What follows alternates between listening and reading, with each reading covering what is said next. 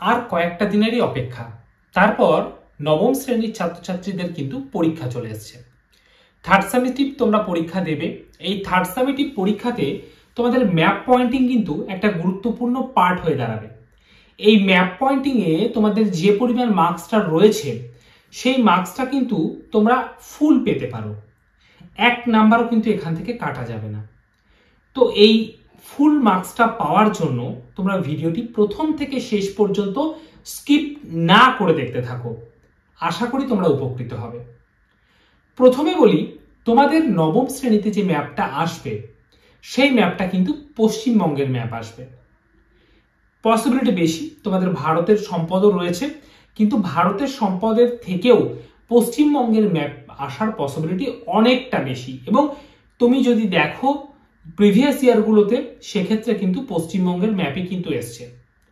তো পশ্চিমবঙ্গের ম্যাপের উপর আমি একটা সাজেস্টিভ করে ম্যাপ পয়েন্টিং তৈরি করেছি এবং সেই ম্যাপ পয়েন্টিংটা আমি কিন্তু ফেসবুক এবং ইউটিউবে আমি পোস্ট করেছি। তোমরা সেই ম্যাপ পয়েন্টিং গুলো দেখতে পারো, সেখানে 20 থেকে 25টা ম্যাপ রয়েছে।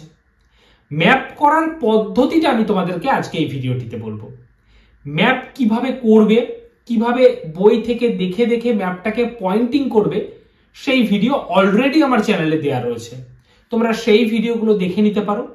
আর আজকের এই ভিডিওতে আমি যেটা বলছি সেটাই তুমি কোন প্রসেসে ম্যাপগুলোকে পয়েন্টিং করবে। প্রথমেই তোমার কালেকশনে কিছু পশ্চিমবঙ্গের ম্যাপ থাকতে হবে। সেই ম্যাপগুলো তুমি খুব সুন্দর করে দেখে নেবে। প্রথমে তার লোকেশনটা কোন জায়গায়, কোন প্রতিবেশী রাজ্যগুলো রয়েছে সেগুলো একটু দেখে নেবে। এরপর আমার পোস্ট করা যে সাজেস্টিভ ম্যাপ পয়েন্টিং গুলো রয়েছে সেই ম্যাপ পয়েন্টিং গুলোকে তুমি একটা খাতায় সুন্দর করে তুলে নাও। দেন তুমি এই ম্যাপ পয়েন্টিং গুলোকে তোমার ওই টেক্সট বুকে যে যে জায়গায় এই ম্যাপগুলো রয়েছে সেই সেই জায়গায় সুন্দর করে ওই ম্যাপগুলোকে তুমি পয়েন্টিং করতে শুরু করো।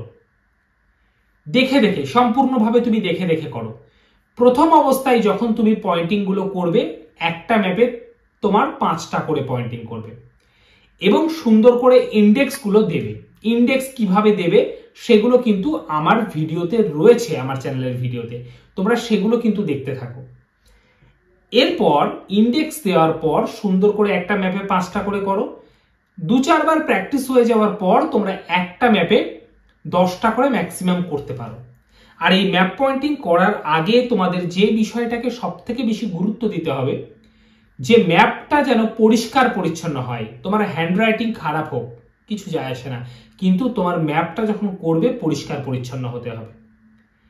তোমাকে পেন্সিল ব্যবহার করতে হবে, পেন ব্যবহার করলে কিন্তু হবে না। পেন্সিল ব্যবহার করেই কিন্তু তুমি ম্যাপ পয়েন্টিংটা করবে।